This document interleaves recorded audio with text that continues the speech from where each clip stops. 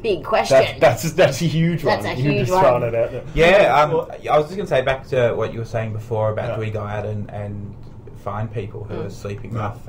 We do some of that as well, so I can talk about that later if you want. But but back to your the causes of homelessness. And again, we talked a bit about family violence and family breakdown. That's a huge one, both in terms of women and families, but also in terms of young people who might get kicked out of home as teenagers or might be forced to leave home for one reason or another. And there's lots of evidence that the younger you are when you first become homeless, the longer you'll spend homeless. You'll spend on the streets because, the longer you are, the harder it is to get out again. So family violence, I think, the big one is affordability. Certainly. Even people with a job, trying to find a rental place you can afford is hard. Particularly in the inner city or even the middle suburbs these days. A lack of affordable rental accommodation is a huge problem. So we're now seeing people who have never, people in their 40s or 50s who've never been homeless their whole life, who might have had the rental place sold up by the landlord. They might have had a financial crisis of some kind. They might have had a health crisis. They might have lost their job. The rent might have been put up after 20 years or 10 years have been kept the same. They can't afford it anymore. They look around. They can't afford anything else. So most of those seem to be money based. That's amazing. So I think it's all money based. I'm just asking: is there any other sort of hugely associating factors that contribute to homelessness other than being unable to afford a home?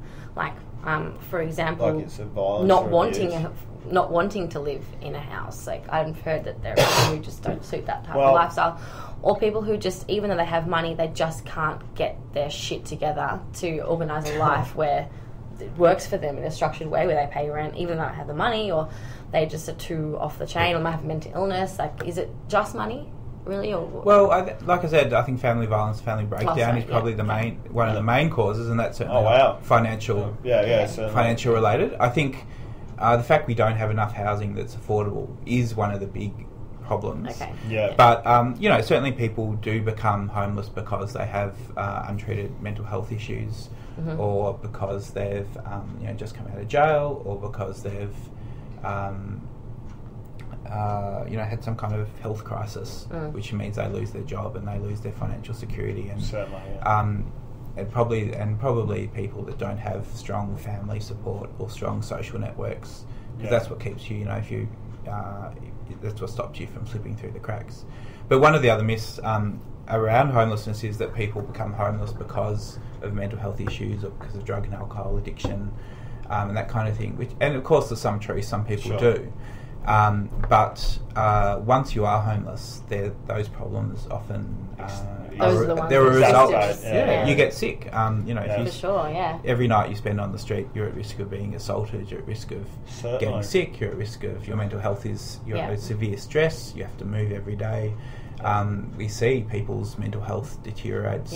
You're more likely to drink because nothing else to do. You're more likely to turn to drugs and alcohol as a way of surviving and just getting through a pretty bleak life. The theft path of you're more likely to run into problems with the police. Sometimes even just for sleeping somewhere, you could get arrested or could get moved on by the police. So you're out there. I mean, you and I have a private space that we can kind of do whatever we want in, and no one's going to bother us. That's right. But if you're forced to live your life out in public, you don't have that. You're kind of fair game for every person who comes along and wants to hassle you, or every one who wants to bother you. That's right. So if we're getting practical with what what HomeGround does for people that they find that are homeless or that come to them. Let's say a case study would be, a female, someone comes in, they say, well, we need help, we need a home. So what options do you guys have to be able to put her in a place? Like her and a kid, whatever. So they would come into our called IAP service, but it's the Crisis Housing Assistance place where you came in today. It varies depending on which service you go to. HomeGround has a policy that we won't refer women or families or other vulnerable people to rooming houses, private rooming houses, because we don't believe they're appropriate, they're not safe. So we would, I guess, look at crisis accommodation and sort of refuges first. So can you explain those? Because not a lot of people know about that. Yeah, so crisis accommodation or women's refuge might be somewhere that a bunch of different women or families stay, but it will be limited, so you can only stay there for 6 weeks or 2 months or 3 months. So it's a sort of a transitional option. Sure. So it's somewhere for now where they can be safe, and then we would work with them to try to find a longer term option, which could be private rental, it could be public housing, it could be community housing. But there must be lots of those crisis places in order to take people in a crisis. There must be enough rooms so that you can. What's the availability of that? Help people. Is it? Well, often they're full. Yeah. So. Well, they have. How would you manage that? Because the point of them is that they're going to be available when it's a crisis, so you have to have them free. Right? Is that a problem you come across? We see where you're going with that, Tessa. But I mean, in that situation, what we would do is we have some agreements with some commercial accommodation providers. Normally like cheaper motels. Wow. That's cool. So we would put a family up, say for a small period of time in a kind of a motel as a way of keeping them safe. Yeah. Wow. So we would do that if we couldn't get them into a refuge, for example, and then hopefully in the time we would buy ourselves, we'd be able to hook them up with something. They don't charge you, do they?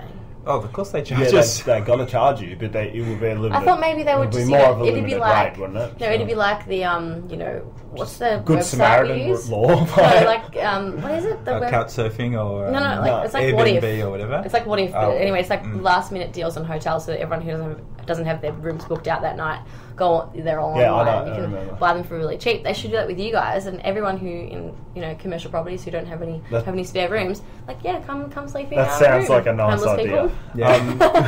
I mean, we have a couple of we have a couple of people who are ex-real estate agents who've come to work with us, which is great. Yeah, and they do a lot of that stuff. They understand how the market works. They have helped us break down some barriers with real estate agents who often won't even look at you if you've been homeless or you don't have a good rental history or whatever. Oh, that's really but they also work with motels and people like that to try to those are good points. Those crisis centres, are they privately owned or government owned? Most of them are government funded. Most of them government funded. They're normally community run by non-profits like HomeGround. Sure. But they're mostly government funded. Right. Some of them are church based, or some of them might be privately funded. But mostly they're government or church. Sure. What apart from crisis centres, where else? Where else would you send people that will come to you? Like we said, communal housing. Do you try and fit them in there? You liaise with the government to be able to get them in there, or communal housing? What do you mean by that? Commission. Yeah. That's public housing. There's public housing. So there's public and community housing. Community housing is run by non-profit organisations, and public housing is owned by the government and run by the government. Both of them have quite long waiting lists. How are the government to work with in that instance? Are they organised? Are they structured? Can you speak about that? It varies. Take the fifth. That's all right. I mean, it varies. Sure. But it's a large government bureaucracy. I think the problem we've had around public housing is not that it's. There have been some issues. There was an Auditor General report recently which did talk about some problems in the management of public housing. But the real problem is we don't have enough of it. That's it. There's been, apart from some investment during the global financial crisis that was mainly federal stimulus package money, we've had very little investment in public housing. The commission flats you talk about, they're all built in the 50s or 60s, I'm not quite sure. Yeah. We haven't seen anything like that since. So do you think a solution then would be to build a lot of cheap housing so that anyone who can't afford housing, that's where they go? And where and who? I don't know, but is that a solution?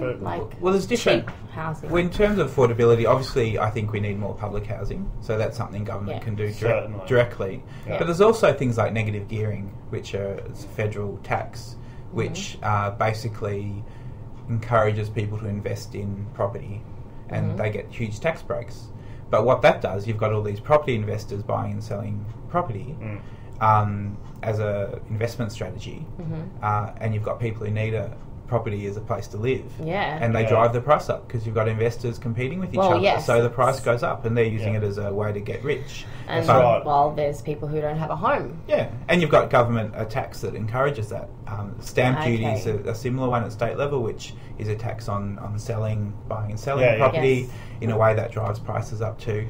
So, sure. Okay. What were we talking about? We're talking about structural inequality. Structural inequalities. We've got this great new phrase. We've just been structural inequality. Did we just make that up, or did you guys have you guys been using that for a while? Can we use that as well? Help yourself, yeah. So we're talking about, there's a whole range of things that affect housing affordability, and tax is obviously, tax systems and government policy is obviously one of them.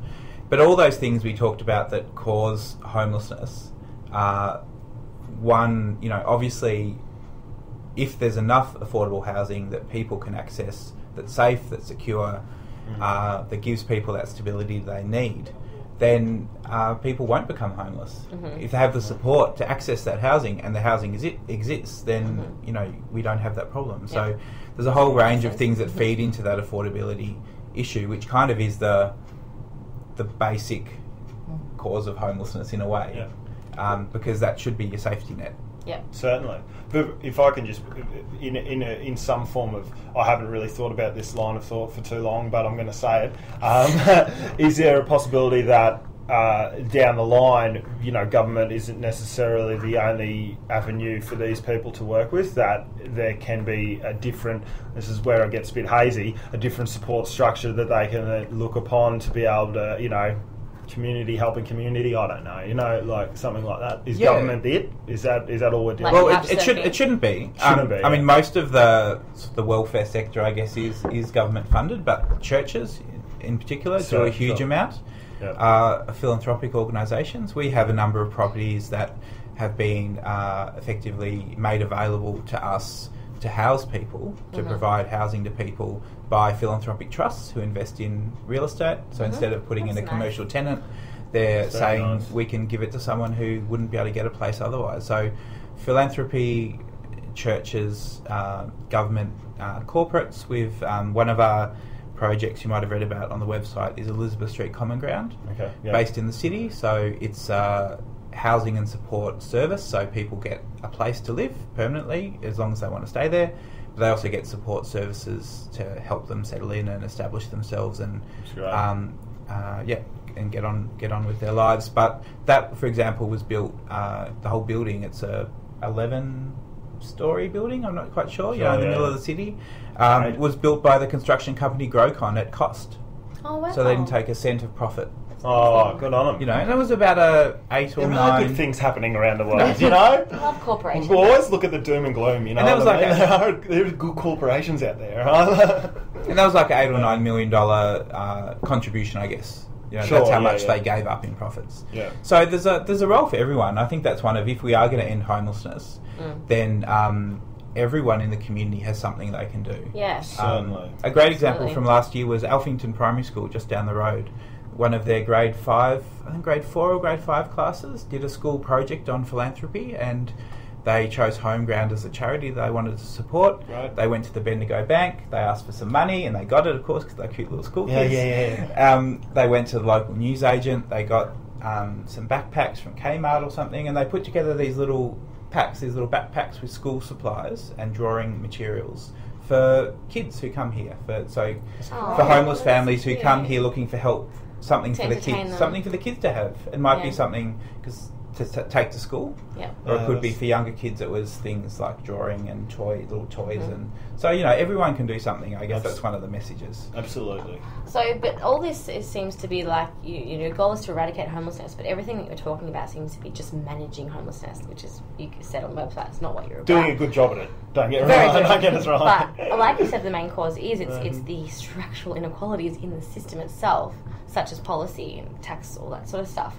So isn't that ideally what you should be aiming at changing to fix the whole problem?